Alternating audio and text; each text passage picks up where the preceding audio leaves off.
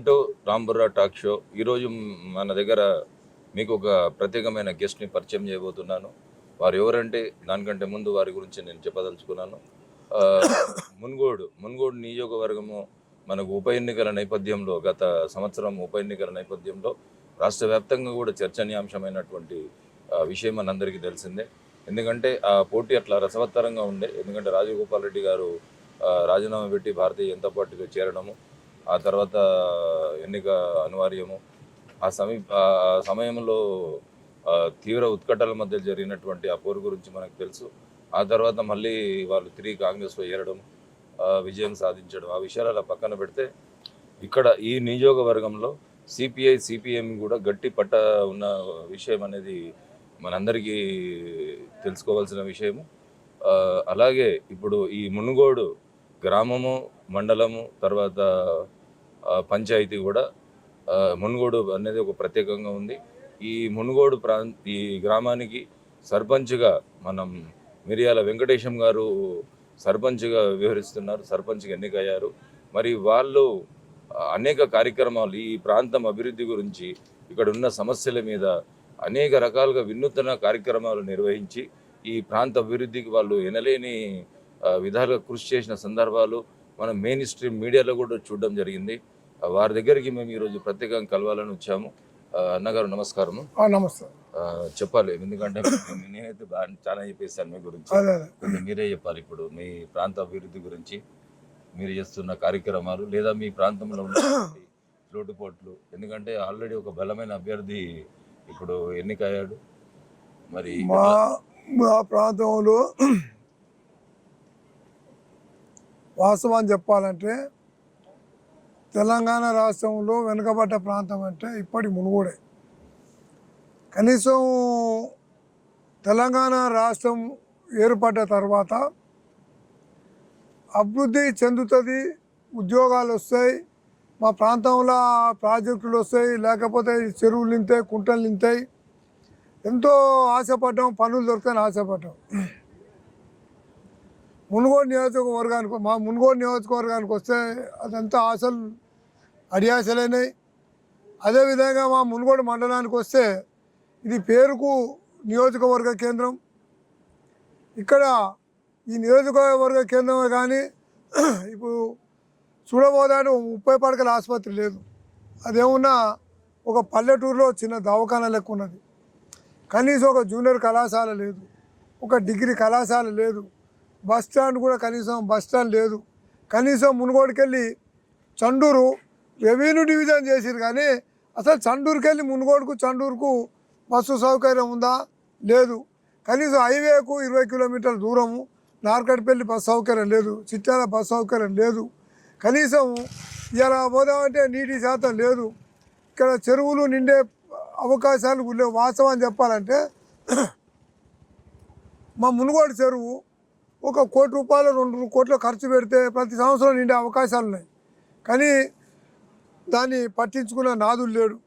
కానీ రాజగోపాల్ రెడ్డి గారు గతంలో వస్తాడు, మాకు చేస్తా అనుకున్నాం.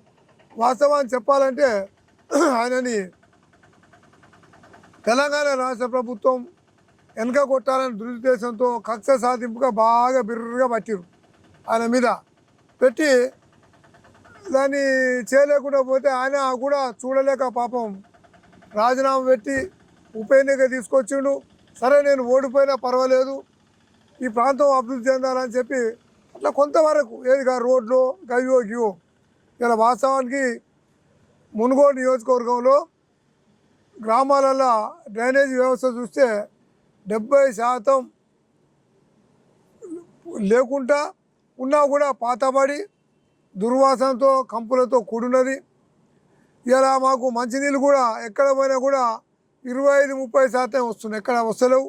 ఇక్కడ మా మునుగోడు మండలానికి వస్తే మాత్రం కొనుక్కొని తాగే శాతం ఎక్కువ ఉన్నది. 75% క్యాన్ పట్టుకొని 10 రూపాయలు 5 రూపాయలు ఇచ్చి కొనుక్కొని మాత్రం వెళ్తలేదు.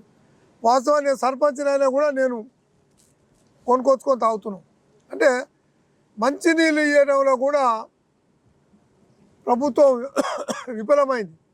ఇలా మా మునుగోడు చెరువు కూడా నీళ్లు నిండాక ఇవాళ మునుగోడు కాదు ఏ నియోజకవర్గంలో ప్రతి సంవత్సరం ఒక 2-3 చెరువులు 3-4 చెరువులు తప్ప ఏ గ్రామాన కూడా ఈ చెరువులు నిండుతున్నాయి, పంటలు పంతున్న ఆశ లేదు, కాలువలు లేవు. ఇలా వాస్తవాన్ని చూడకపోతే పశువుల దవాఖాన ఉంది, అది కూడా అంతంత మాత్రం ఉన్నది. ఇక్కడ అంగన్వాడీ సెంటర్లు ఉన్నాయి సార్, అది మాత్రం బర్ల కొట్టాల కానీ అధ్వానంగా అద్దె కొంపలలో ఉన్నాయి, చాలా ఘోరంగా ఉన్నాయి. కాబట్టి ఇక్కడ మునుగోడు వాస్తవం చెప్పాలంటే అభివృద్ధిలో మాత్రం ఇంకా ఏది కోలుకోలేదు, అభివృద్ధి చేయలేదు. ఇప్పుడు మీరు ఈ మునుగోడు అభివృద్ధి గురించి అనేక కార్యక్రమాలు అంటే వినూత్న కార్యక్రమాల ద్వారా నిరసన వ్యక్తం చేశారు. నిరసన అంటే ఒకటి సార్, నేను సర్పంచ్గా నేను చిన్నతనం నుండి కమ్యూనిస్ట్ పార్టీలో చేసిన, 2 సార్లు ఎంపీటీ చేసిన, ఓ టర్మ్ కోఆపరేటివ్ సొసైటీ చేసిన, ఓ టర్మ్ నీటి సంఘం కూడా చేసినాం, చేనేత సొసైటీ కార్యదర్శి కూడా చేసినాం.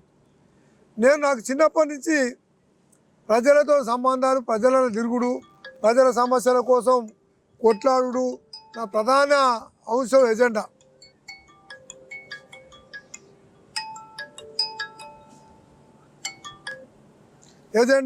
అందులో భాగంగా నేను ఎంపీటీసీ ఉన్నప్పుడు కూడా ఎప్పుడైనా మండల పరిషత్తులో కొట్లాడే సమస్యల పైన కొట్లాడేది.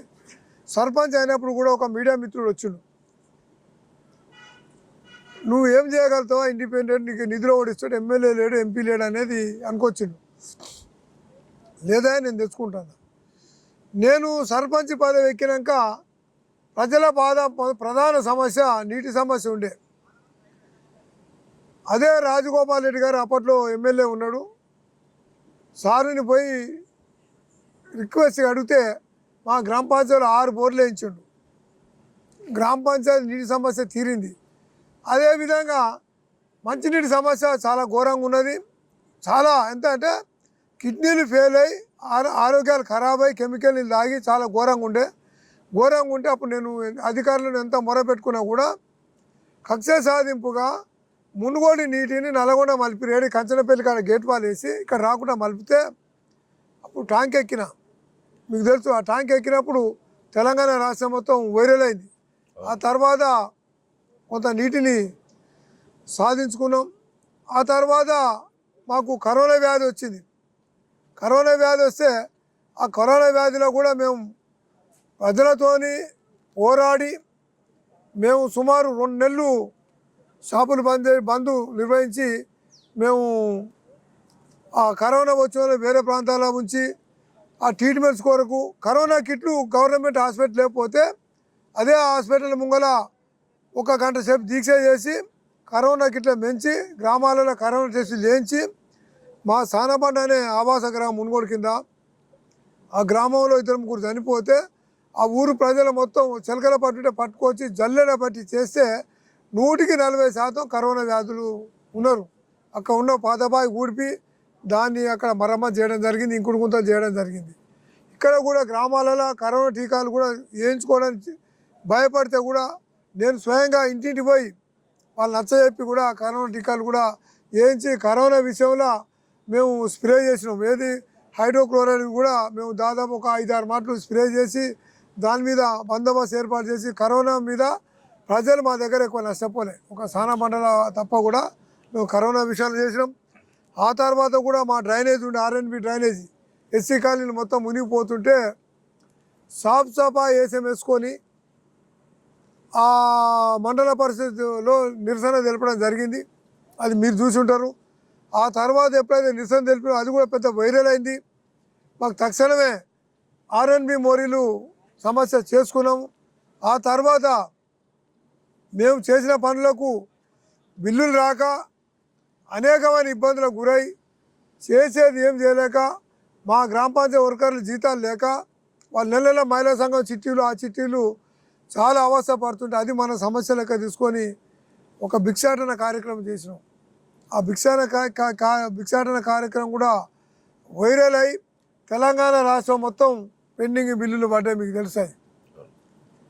ఆ తర్వాత కూడా మేము ధాన్యం కొనుగోలు కేంద్రాలలో కూడా మా రైతులను అనేకమైన ప్రభుత్వం కొనుగోలు చేయక కొనలేక ఇబ్బందులు పడితే కూడా రైతులను తీసుకొచ్చి రోడ్డు మీద ధర్నా చేపించి అక్కడ మా దగ్గర ఒడ్లు కొనుగోలు చేయించినాం.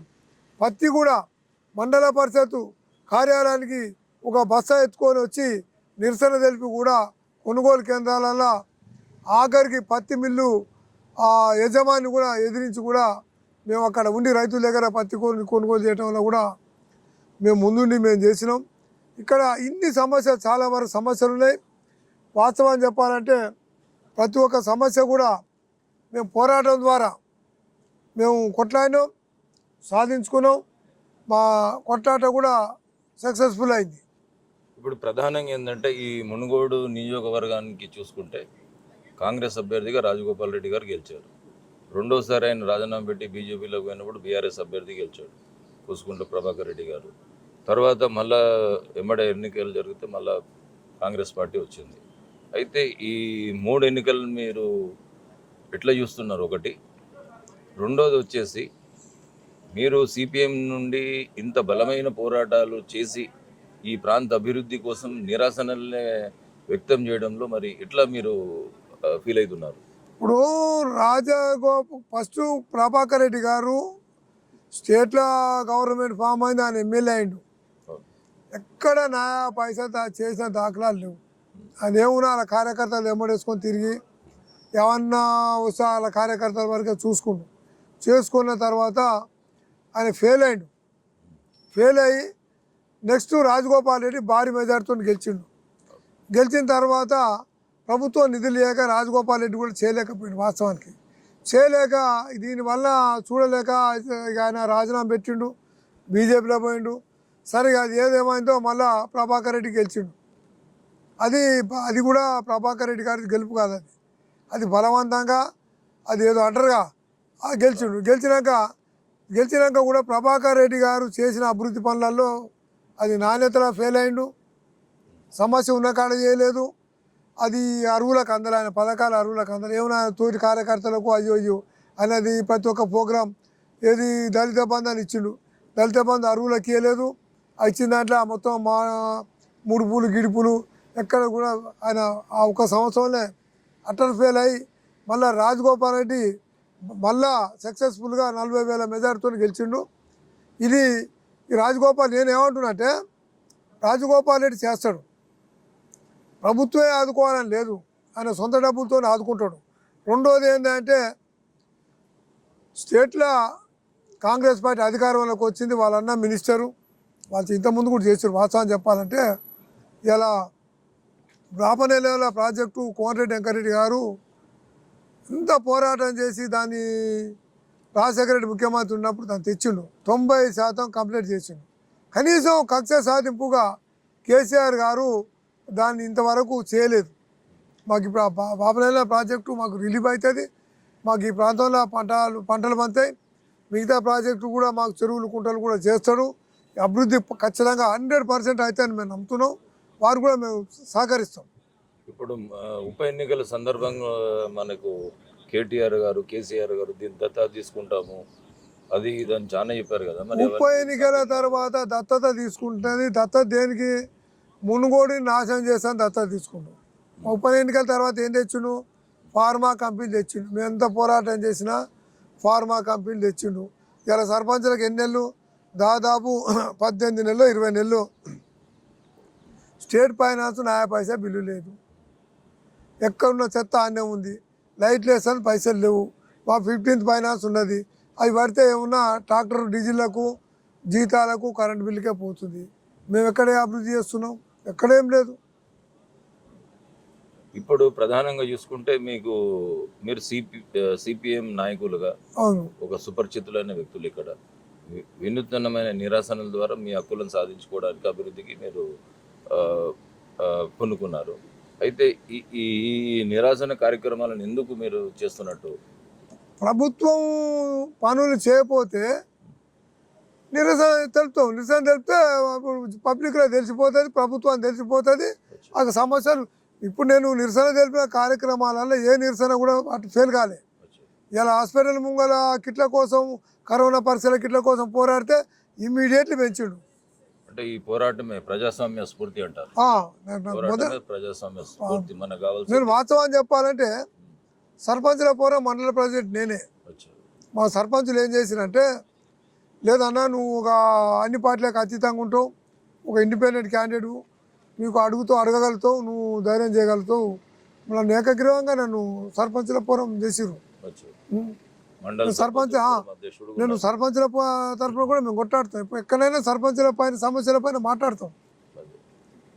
ఇప్పుడు ఓవరాల్గా ఒక సీనియర్ నాయకులుగా మీరు పార్టీలకు అతీతంగా సిపిఐఎం నాయకులుగా ఉన్నా కూడా ఇప్పుడు మీరు ఆల్రెడీ పార్టీలకు అతీతంగా ఈ మండల అభివృద్ధి కానీ లేదా ఈ మునుగోడు గ్రామ పంచాయతీ అభివృద్ధి కానీ మీరు అనేక పోరాటాలు చేస్తున్నమాట వాస్తవమే.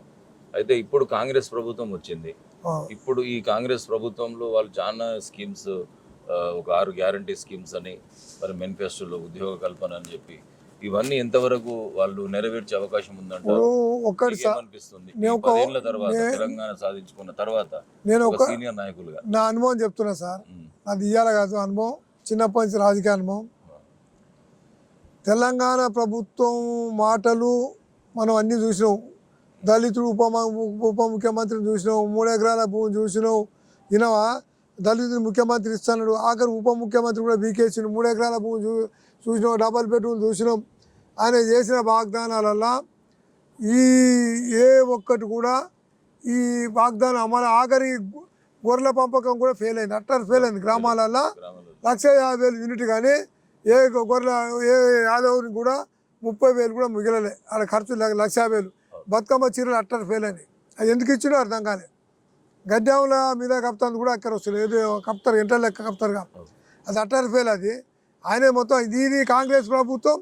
సరే 6 గ్యారెంటీ పథకాలు ఏపోయినా కొన్ని ఇచ్చినా కూడా పబ్లిక్ ఉపయోగపడతాయి. రెండోది కాంగ్రెస్ని ఎందుకు అభినందిస్తున్నా, ఈ రాజగోపాల్ రెడ్డి ఎందుకు రాజగోపాల్ రెడ్డి దగ్గర శత్రువుని దగ్గర తీసుకొని సాయం చేస్తాడు. ఈ ప్రభాకర్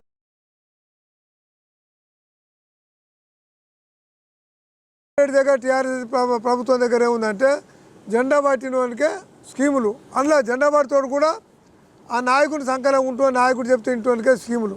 ఇలా చూడండి, గ్రామాలలో టీఆర్ఎస్ పార్టీ ఎక్కడ పోయినా కూడా 3-4 వర్గాలు ఉన్నాయి. ఒక్కొక్క నాయకునికి ఒక్కొక్క వర్గం ఉన్నది. ఈ కాంగ్రెస్లో ఆ వర్గాలు లేవు. ఎక్కడ పోయినా కూడా కాంగ్రెస్ పార్టీలో వర్గాలను అగుపడతలేదు. ఆ వర్గాలు లేకపోవడం, ఆ ప్రజలు కూడా నమ్మకంతో ఓట్లేసారు, ఆ గెలిచారు. కాంగ్రెస్ పార్టీ చేస్తే నమ్ముతున్నారు సార్. సరే ఒక 50% అనే చేస్తారు. కేసీఆర్ ఒక 10% చేయకపోయినా కూడా కాంగ్రెస్ ఒక 50% చేస్తుంది, పక్కా చేస్తుంది. ఓకే, చివరిగా మీకు నేను అడిగే ప్రశ్న ఏంటంటే, ఇప్పుడు కాంగ్రెస్ ప్రభుత్వం మీద మీరు ధీమా వ్యక్తం చేస్తున్నారు. గతంలో భరోసా ప్రభుత్వం నుండి ఒరిగిందేం లేదంటున్నారు. ఇప్పుడు మీ ఒక సర్పంచ్ టర్మ్ కూడా ముగియబోతుంది. లేదా ఈ సర్పంచ్ టర్మ్ని ఏమన్నా ఎక్స్టెండ్ చేస్తే, అంటే ఇప్పుడు కరోనాని కూడా మీరు అందరూ ఎదుర్కొన్నారు ఒకటి, తర్వాత ఇంకా అనేక మంది వేలాది మంది సర్పంచ్లకు కూడా ఈ బిల్స్ పెండింగ్లో ఉన్నాయి ఒకటి, మరి ఈ నెలాఖరుతో ముగిస్తున్నది. మీరు ప్రభుత్వానికి ఏదైనా అప్పీల్, అంటే ఒక 6 నెలలు పొడిగింపు చేస్తే బాగుంటుంది అన్నట్టుగా ఏమైనా అనుకుంటున్నారా? మేము ఒక్కటి సార్, సర్కార్ని ఎలక్షన్ పద్ధతి ప్రకారం పెట్టాలి రూల్. నా డిమాండ్. నీవు సరే ఉండలేదు, మీ పరిస్థితి ఎట్లున్నా దానికి అట్లే కాకుండా మధ్యలో పార్లమెంట్ ఎలక్షన్లు ఆపుతున్నావు. నీవు మళ్ళీ కొత్త సర్పంచ్ వచ్చినాక ఈ సర్పంచ్ని ఇన్ఛార్జి పెట్టు. ఎందుకంటే ఒక గ్రామంలో సర్పంచ్ అంటోడు ఒక తండ్రిలాగా ఒక తల్లిలాగా పనిచేస్తాడు. అదే అంటున్నా. ఎవరు కడుపులు వచ్చినా కాళ్ళు వచ్చినా ప్రభుత్వ అధికారి పట్టించుకోడు. ఏవో రాత్రి కాడ ఏమైనా సమస్య ఉందంటే అర్ధరాత్రి అయినా అనుకో పర్సనల్ ఇన్ఛార్జ్ చెప్తే స్టేషన్కైనా పోతాడు. లేకపోతే ఆపదని తీర్చగలిగే సామర్థ్యం ఆ సర్పంచ్, ఆ గ్రామం మీద ప్రేమ ఉంటుంది. ఆ ఊర్లో శుభ్రం చేయించుడు కానీ, మోరీలు వేయించుడు కానీ, లైట్లు వేయించుడు కానీ ఆ బాధ్యత తీసుకుంటాడు. ప్రభుత్వాధికారి కాడికి పోవాలంటే ప్రజలు అందరూ పోలేరు. ఏ నాయకుడు అంటోడే పోతాడు, నాయకుడు అంటోడు చేస్తాడు, అధికారి ఎవడో తెలియదు, అది ఎక్కడ పోయి తెలియదు, ఆయన రాడు. పోతే మళ్ళీ ఆదివారం సెలవు అంటాడు, సోమవారం పోతాడు.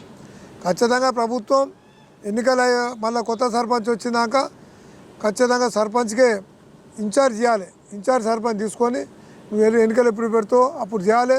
నేను అది కూడా ఇంకోటి కూడా డిమాండ్ చేస్తున్నా.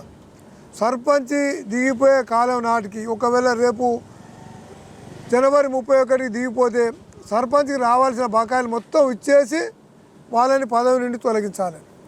కానీ పెండింగు బిల్లులు పెట్టుకొని సర్పంచులని పదవి నుంచి కాలం పూర్తి తీసేయడం మాత్రం సమంజసం కాదు. ప్రభుత్వం పెండింగ్ బిల్లులు ఇవ్వాలి, రిలీవ్ చేయాలి. సర్పంచ్ని మళ్ళీ కొత్త సర్పంచ్ వచ్చినాక ఇదే సర్పంచ్ కొనసాగితేనే ప్రజలకు న్యాయం జరుగుతుంది. లేకపోతే ఈ 6 నెలలకు 7 నెలలు పెడితే ప్రజలు అనేక ఇబ్బందులకు గురవుతారు. దానికి ఇది ఉండదు. ఒక ఆఫీసరు ఒక సర్పంచ్ ఇద్దరి మధ్యన పాలన సాగితే ఈ సర్పంచ్ ఆఫీసర్ ద్వారా ప్రజలకు న్యాయం చేయగలుగుతాడు. చివరిగా ఇప్పుడు మీ ఎమ్మెల్యే అయితే రాజగోపాల్ రెడ్డి గారు ఉన్నారు, మరి మినిస్టర్ కూడా మీకున్నారు.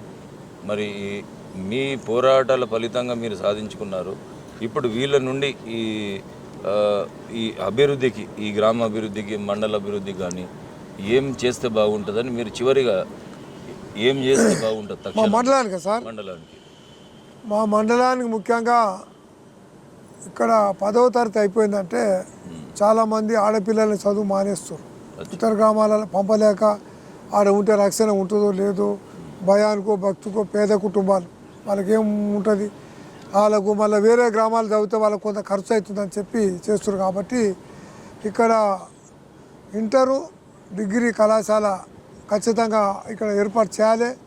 ఇంకోటి మా దగ్గర చూడండి, దరిద్రానికి మా పేరు మీద ఒక గురుకుల పాఠశాల ఉన్నది మహిళల్ది. అది మొన్నటిదాకా నల్లగొండ నడిచింది. మునుగోడు గురుకుల పాఠశాల నల్లగొండలో, అంటే మునుగోడు దాని బిల్డింగ్ లేక ఓనర్ లేక నల్లగొండల కిరాయి కొంపలు నడిపి మొన్న ఉప ఎన్నికల్లో ఇద్దరిపోతా తీసుకొచ్చి కేసీఆర్ మునుగోట్ల అది కూడా కిరాయి బిల్డింగ్లో పెట్టిండు. అది గురుకుల పాఠశాలకు ఒక బిల్డింగ్ ఖచ్చితంగా బిల్డింగ్ కావాలి. జూనియర్ డిగ్రీ కళాశాల కావాలి. అదేవిధంగా బీసీ హాస్టల్కు, బాలుర హాస్టల్కు అది కిరాయి దాంట్లోనే ఉన్నది. అది కూడా సొంత బిల్డింగ్ కట్టాలి. ఇక్కడ రైతు గోదాం కట్టాలి. ఇక్కడ గ్యాస్ గోదాం కూడా లేదు. గ్యాస్ గోదాం కట్టవలసిన బాధ్యత ఈ సర్కారు మీద ఉన్నది.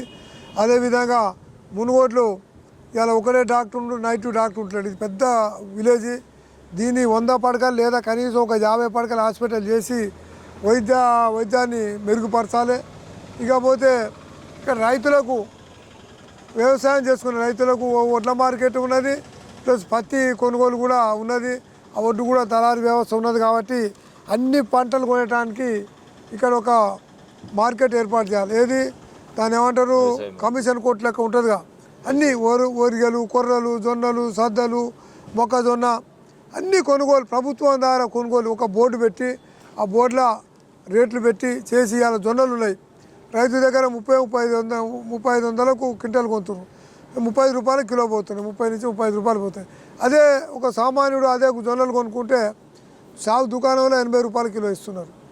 కాబట్టి అట్లా కాకుండా ఒక కమిషన్ కోట్ పెడితే రైతులు పోయి ఆ కమిషన్ కోట్ల 35 రూపాయలకు అమ్ముతాడు. ఈయన యువతల 40 రూపాయలకి ఎంతో కొనుక్కోసుకుంటాడు కమిషన్ మీద. ఇద్దరికి వినియోగదారునికి వాళ్ళకు అవుతుంది. కాబట్టి ఇక్కడ ఖచ్చితంగా కమిషన్ కోట్ అనేది ఏర్పాటు చేయాలి. ఇది ఇంకోటి ఏంటంటే బస్సులు ఏర్పాటు చేయాలి. ఇవాళ చండూరు రెవెన్యూ డివిజన్ పెట్టిండు. మరి ఇప్పుడు రెవెన్యూ డివిజన్ పని పడితే పోవాలంటే ఏం చేయాలి? బస్సు ఆటోలో పోతే ప్రమాదాలు జరుగుతున్నాయి. నల్లగొండ పోయి నల్లగొండ మీదకి వెళ్ళి చండూరుకు వస్తుంది. వెంటనే చండూరుకు రెవెన్యూ డివిజన్ అక్కడ వేసినందుకు 3 బస్సులు ఖచ్చితంగా ఉదయం, మధ్యాహ్నం, సాయంత్రం 3 బస్సులు. ఇంకోటి ఏంటంటే ఇలా విద్యార్థులు అండి ఇక్కడ బోడుపర్తికి వెళ్ళి చండూరు పోయి స్కూల్ పోయేటోళ్ళు మొత్తం ఆటోలలో పోతున్నారు.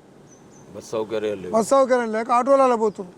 చాలా ఇబ్బంది ఉన్నది. కాబట్టి 3 బస్సులు నడపాలి మునుగోడుకి వెళ్ళి. అదేవిధంగా నార్కట్పల్లి మధ్యాహ్నం సింగారంకి వెళ్ళి అక్కడ నార్కట్పల్లి చదువుకుంటోళ్ళు ఆటోలలో పోతున్నారు. ఇక్కడ మునుగోడుకి వెళ్ళి అక్కడ కూడా ఉదయం, మధ్యాహ్నం, సాయంత్రం అక్కడ పెట్టాలి. అదేవిధంగా చిట్టాలకు పల్లెల మీద తాళెళ్ళవల అక్కడికి వెళ్ళి కూడా ఆ బస్సులు నడపాలి. బస్సులు ఆర్టీ బస్సులనే నడచలేదు. ఇక్కడ ఉదయం నైటాల్ బండి మొన్నటిదాకా కొట్టాడి ఇచ్చారు. అది నిన్నమన్న నైటాల్ బండి, ఆ నైటాల్ బండి నడపాలి. మునుగోడు నియోజకవర్గంలో ప్రధాన సమస్య నేనేం చెప్తున్నా అంటే డ్రైనేజీలకు మొదటి ప్రాధాన్యత ఇవ్వాలి. ఎందుకంటే ప్రజల ఆరోగ్యాలు బాగుండాలంటే డ్రైనేజీలు ఖచ్చితంగా ఉండాలి. దాన్ని చేయవలసిన బాధ్యత ఉన్నది. ఇక్కడ మునుగోడులో బస్ స్టాండ్ కూడా లేదు. బస్ స్టాండ్ కూలిపోయింది. ఆ బస్ స్టాండ్ కూడా కబ్జాకు గురైంది కాబట్టి ఆ బస్ స్టాండ్ కూడా కొత్తగా నిర్మాణం చేయాలి. ఇక్కడ ఎంఆర్ఓ ఆఫీస్ కూడా అది బిల్డింగ్ ఎంఆర్ఓ ఆఫీస్ లెక్క లేదు, అంతా చిన్నగా ఒక ఇల్లు లెక్క ఉండిపోయింది. ఆ ఇల్లుని కూడా దాన్ని కూడా కొత్త బిల్డింగ్ పెట్టాలి. మునుగోడ్ల ఎస్బీఐ బ్యాంకు లేదు, వ్యాపారస్తులకు అది ఒక గవర్నమెంట్ బ్యాంకు, నమ్మకమైన బ్యాంకు. ఆ ఎస్బీఐ బ్యాంకు కూడా ఇక్కడ ఎస్బీఐ బ్యాంకు ఇక్కడ ఏర్పాటు చేయాలి. ఇవి సమస్యలు ఇవి ఉన్నాయి. ముఖ్యంగా మునుగోడు గ్రామ పంచాయతీ విషయానికి వస్తే ఒక 3 వార్డులకు సాగర్ వాటర్ అంతలేదు. అక్కడ 5వ వార్డులో 1,00,000 లీటర్ల ట్యాంకి సాగర్ ట్యాంకి నూతనంగా ఏర్పాటు చేయాలి. ఆ ట్యాంకి నింపాలి. ఈ మంచినీటి శాతాన్ని ఇప్పుడు మాకు 25-20% వస్తున్నాయి. 100 మాకు ఎంత మునుగోడు విషయానికి వస్తే 15 లక్షల లీటర్లు రావాలి. మాకేమన్నా 2 లక్షలు 3 లక్షల లీటర్లు వస్తున్నాయి. కనీసం 15 లీటర్లు రాకపోయినా 10 లక్షల లీటర్ల వాటర్ ఖచ్చితంగా మునుగోడుకు సప్లై చేయాలి. ఇప్పుడు రేపటి నుంచి కరువు ఉన్నది, చాలా ఇబ్బంది ఉన్నది కాబట్టి కరువును ఎదుర్కోవాలి. రైతులకు మాత్రం కొనుగోలుకు ఎలాంటి ఇబ్బంది కాకుండా ఏర్పాట్లు చేయటంలోకి విఫలమవుతారు. అది విఫలం కాకుండా ధాన్యం కానీ పత్తి కానీ రైతు పండించిన ప్రతి పంట దళారీలకు గురి కాకుండా మోసానికి గురి కాకుండా దీని మీద ప్రత్యేక శ్రద్ధ తీసుకోవాలి. అదేవిధంగా ఎక్కడ పోయినా కూడా బోర్డు పెట్టాలి. రైతు దగ్గర కొనుగోలు ఎవరైతే చేస్తాడో కమిషన్ దుకాణాలు ప్రతి ఒక్క దగ్గర బోర్డు ఉండాలి. కాబట్టి ఇన్ని సమస్యలే. ఇప్పుడు ఇన్ని సమస్యలు మునుగోడు మీద ఇన్ని సమస్యలు ఉన్నాయి. ఈ సమస్యలని దాటాలంటే ఈ అభివృద్ధి చేయాలి. ఈ అభివృద్ధి చేయాలంటే ఇప్పుడు మీరు ఇన్ని సమస్యలను వ్యక్తం చేస్తున్నారు, మునుగోడులో ఇంకా ఇన్ని సమస్యలు ఉన్నాయి, మీరు తీర్చాలని అంటున్నారు. అవును, మీకేమో కాల వ్యవధి తక్కువ ఉంది ఒకటి. మరి ఇవన్నీ సమస్యలు ఎంతవరకు ఎట్లా తీరుతాయి అనుకుంటున్నాను? మరి కాలవే సార్, నేను ఇప్పుడు సర్పంచ్గా ఉన్నా సార్. రేపు పోయినా కూడా ప్రభుత్వం తీర్చాలిగా. సర్పంచ్ తీర్చేది కాదు, ఇది సర్పంచ్ తీర్చేది కాదు. మేము సర్పంచ్ పదవి పోయినా సర్పంచ్ కన్నా ఎక్కువ పవర్ మాకు జనాలు ఉన్నారు. సర్పంచ్ పదవి మాకు పావులే పవరు, మా వెనకాల జనాలు బాగానే ఉన్నారు, అదే మాకు పెద్ద పవర్. మేము గతంలో ఒకసారి ఎరువులు ఇట్లా ఇబ్బంది పెడితే రైతులు తీసుకొని తగిలాం, పోలీసు వాళ్ళు కూడా బంధించి తీసుకపోతే మమ్మల్ని 3 రోజులు తీసుకుపోయి కష్టాల్లో పెట్టి కేసులు పెట్టినా కూడా భయపడలేదు. జనాలతో కొట్లాడి 26 ఎరువులు తెచ్చి మేము పంచిపించిన చరిత్ర మాకు ఉన్నది. సర్కారుతో ఢీకొనెట్టే కెపాసిటీ అవసరం, జైలు పోతానికి అయినా సిద్ధమే. ప్రజల పక్షాన కొట్లాడతాం, ఇవాళ కాదు ఎప్పుడైనా కొట్లాడుతుంది. ఇలా పదవి పోయినా కొట్లాడతాం. మళ్ళీ కూడా నేను సర్పంచ్ని అయితే అని కూడా నాకు ఆశ ఉన్నది, ధీమా ఉన్నది.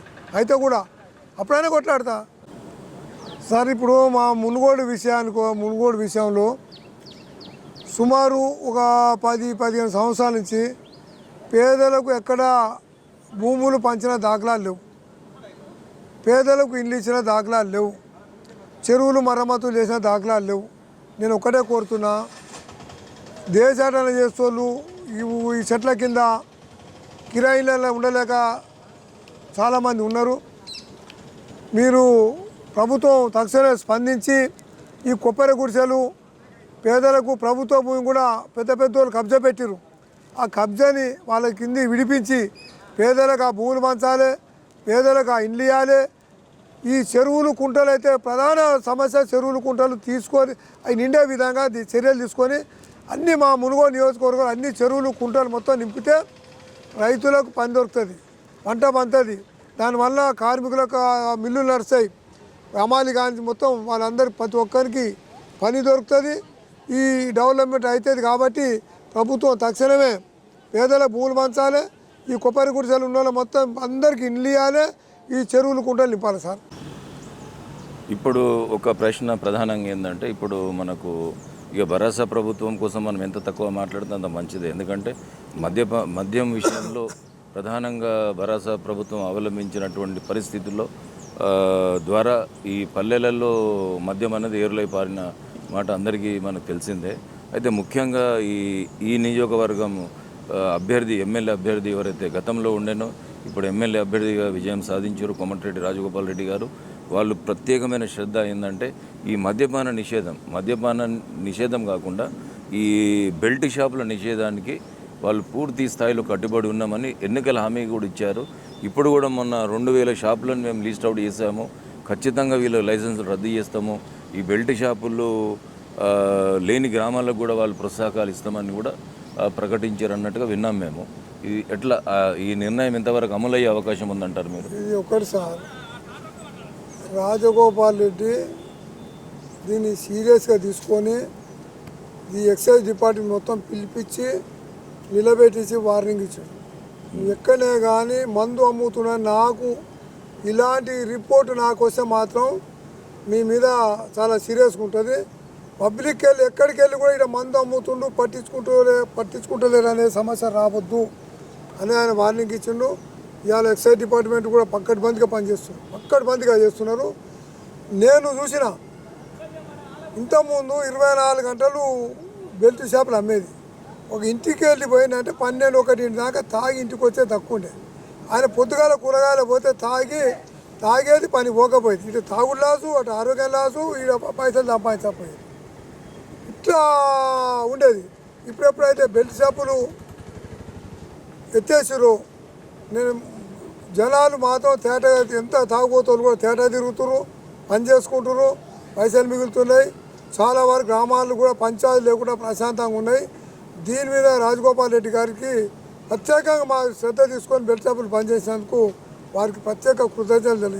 అంటే పూర్తిగా బంద్ అయిపోయినట్టు అనుకుంటున్నారు? ఇప్పుడైతే బంద్ అయినాయి సార్, మొత్తం వాళ్ళు అన్నట్టుగా ఇప్పుడైతే బంద్ అయినాయి. మంచి పకడ్బందీ ఏర్పాటు చేస్తున్నారు. సమస్య రిపోర్టు పోతే మాత్రం చర్యలు ఉంటాయని చెప్పింది. మొత్తానికి బంద్ అయినాయి. ఇంతకుముందు ఏంటంటే వాళ్ళు ఇక అనకూడదు, కానీ వాళ్ళు ఆలోచిపడేదో ముడుపులు ఉండదు, కానీ 24 గంటలు బెల్ట్ షాపు నడిచేది. దాదాపు 10 ఇళ్ళకు బెల్ట్ షాపు ఉన్నట్టుండే, బజార్కు ఉండే, అన్ని పోయినాయి. ఇది నియోజకవర్గానికి పరిమితం అనుకుంటా. మా మునుగోడు మండలానికి వస్తే మాత్రం మేము సర్పంచుల పూర్వ ప్రెసిడెంట్ని మేము సర్పంచులు కూర్చొని చర్చించుకున్నాం. చాలా వరకు పకడ్బందీగా బెల్ట్ షాప్ అమలు చేస్తున్నారు. ఓకే, చూస్తున్నారు కదా. మరి ఈరోజు మనం మునుగోడు సర్పంచ్ వెంకటేశం గారితో అనేక ఆసక్తికరమైన విషయాలు, ఈ మునుగోడు అంటేనే రాష్ట్రంలో ఒక ప్రత్యేక చర్చనీయాంశంగా మారింది. మరి ఇక్కడ సమస్యలు చూసుకుంటే ఇప్పటివరకు ఈ 9.5 సంవత్సరాలు పరిపాలించినటువంటి భరోసా ప్రభుత్వం పైన కూడా వాళ్ళు పోరాటం చేశారు.